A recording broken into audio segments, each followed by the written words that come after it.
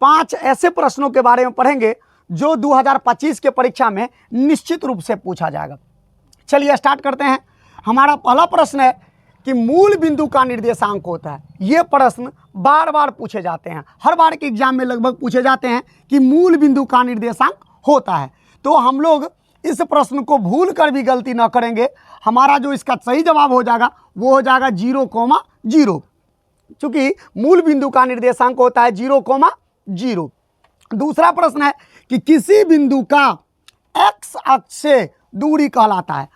देख लीजिए, यदि x अक्ष से दूरी रहेगा तो उसका जवाब हो जाएगा कोटि, और अगर इसी प्रश्न को बदल दे और कर दे y अक्ष से दूरी, अगर कर दे y अक्ष से दूरी कर देगा तो हम लोग कर देंगे भुज, और x अक्ष से दूरी जब कहेगा तब करेंगे कोटि, यानी हमारा 2 का सही जवाब हो जाएगा कोटि। और ये प्रश्न भी लगभग हर बार के परीक्षा में पूछा ही जाता है कि बिंदु 4,-5 किस चतुर्थांश में है। अब ये नहीं निश्चित है कि यही 4,-5 ही रहेगा, लेकिन इस टाइप के प्रश्न 100% रहेंगे कि बिंदु 4,5 किस चतुर्थांश में है। तो बिंदु 4, यानी जब भुज और कोटि दोनों ऋणात्मक हो तब ये तीसरे चतुर्थांश में होते हैं। अतः हमारा सही जवाब हो जाएगा कि तृतीय चतुर्थांश में होते हैं।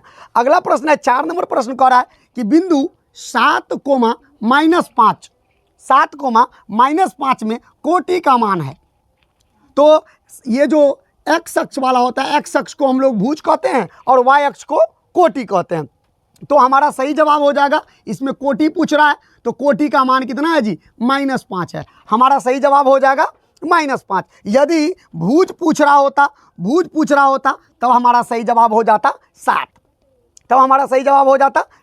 अगला प्रश्न कह रहा है कि बिंदु 2, -3 की दूरी मूल बिंदु से कितनी होगी। तो मूल बिंदु से दूरी निकालने के लिए हम लोग क्या करेंगे, भुज और कोटि दोनों का वर्ग करके तो यानी कितना दिया है, भुज 2 का स्क्वायर अब प्लस 3 का स्क्वायर, तो 2 का स्क्वायर कितना हो जाएगा, 2 का स्क्वायर हो जाएगा 4 और 3 का स्क्वायर हो जाएगा 9। दोनों को यदि जोड़ा जाए तो इसका होगा 13। चूंकि 13 पूर्ण वर्ग संख्या नहीं है तो 13 रूट में ही रहेगा, यानी हमारा सही जवाब हो जाएगा सी।